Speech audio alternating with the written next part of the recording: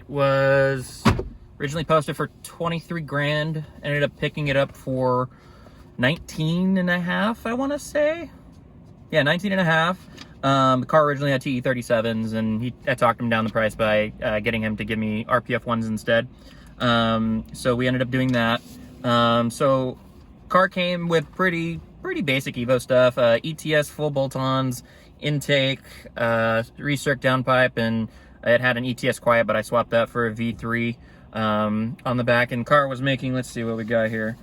So car was making 359 wheel horsepower and 332 pounds of torque. I don't know if you could see that. I'll try to make it somewhat easy to see. Yeah, all done by English Racing, so they've definitely made their money off of this car. And that was just very basic. It had a full front mount kit. I think it's a 3.5 inch front mount kit.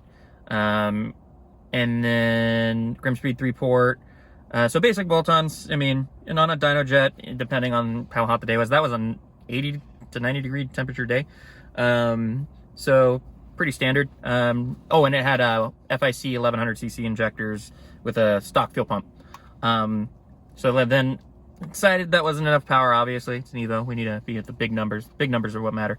So decided to spice it up a little bit. Went with a GT spec turbo from Turbo Parts Canada, just because I was doing a lot of research on it. It seemed like the turbo is going to make more power. I wanted to be in that 550 range. Originally, wanted to do that on E85. And the numbers were actually somewhat disappointing, to be 100% honest. Got the dyno sheet here.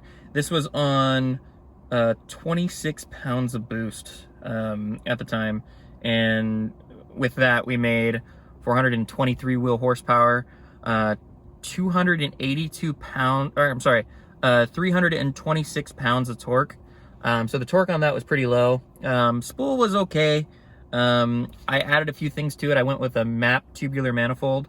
We also went with an Asnu 320 fuel pump, because the old fuel pump in there, I didn't want to deal with that. And I also swapped out the relays. And then I think that's the only thing I added to the car to get it to make that power. So here's the dyno sheet for that. You can see right there. I'm trying to, do this. So honestly, a pretty good power curve. All done by English Racing. So now, the big stuff.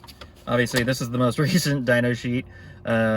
So this one was, oh god, the amount of money that I spent to get to this point was absurd.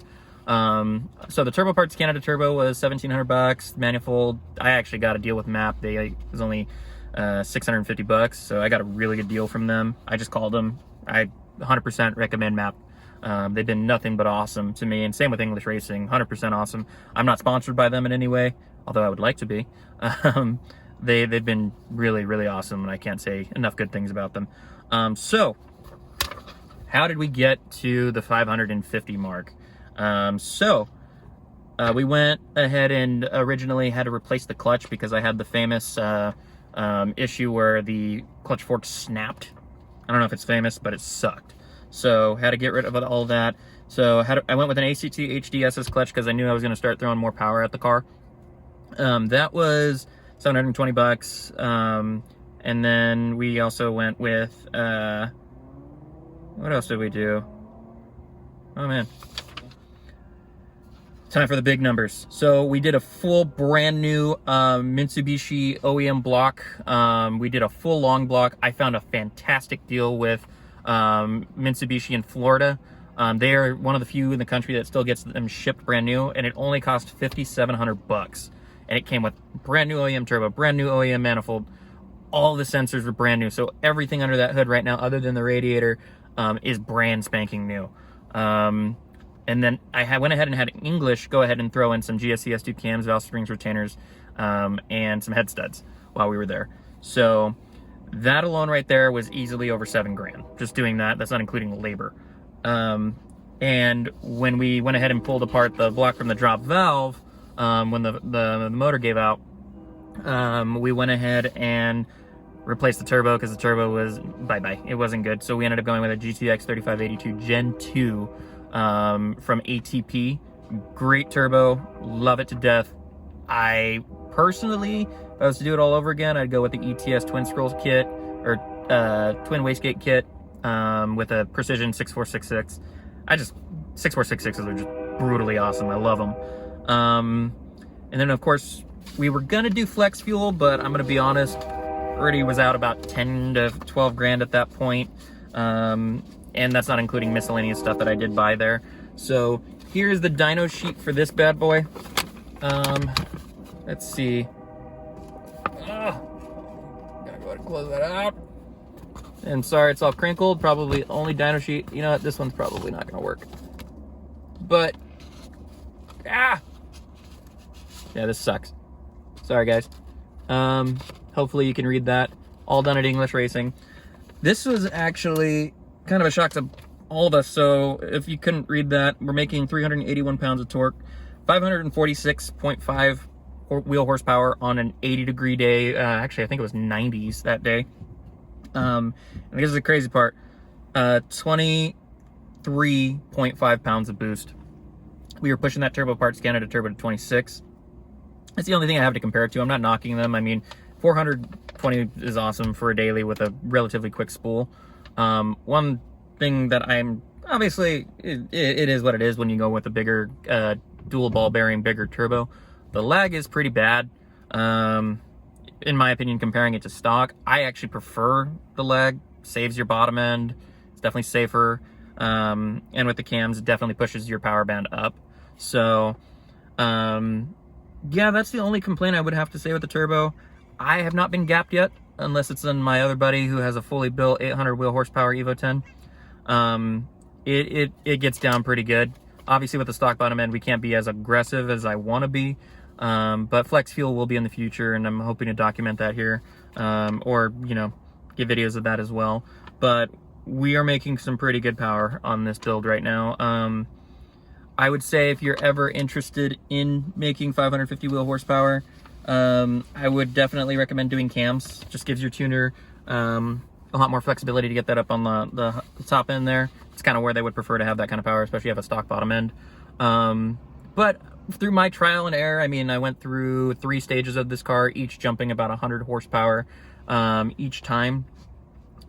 Biggest thing I would say is that came as a surprise to me throughout this build was the heating issues I was having on pump gas. The car got really hot. I was melting hood scoops. I did take off the hood insulator because it was all scrapped up, and I did replace it, and it seems to help with that. But also, it's very hot. Car gets really warm. I do have also another suggestion. Don't waste your money on catch cans unless you're really going up there. I was talking to Aaron at English Racing. They're very expensive. I got the dual Radium catch cans, and it's kind of a waste of money. I probably would have preferred to put that in a fuel system to do 85. Going back at it, I paid about like $400 for those. But yeah, I mean, personally, I thought this was going to be a little dangerous. Obviously, 550 wheel horsepower on a stock bottom end. But it's been great. 0 issues. Aaron, Miles, everyone at English Racing, class acts. They're probably the best people to take your car to, in my opinion. They're just pioneers for the car.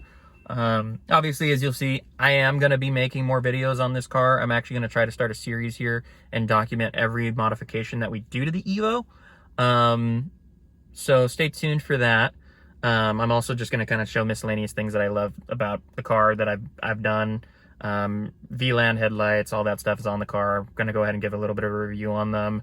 But yeah, if you like what you see, or if you ever have any questions, I'm trying to turn this into like a really good community in terms of cars. I'm not going to just only do Evos. That just happens to be the car that I have. I'm going to see if maybe I can convince Miles to do a little interview about his Integra.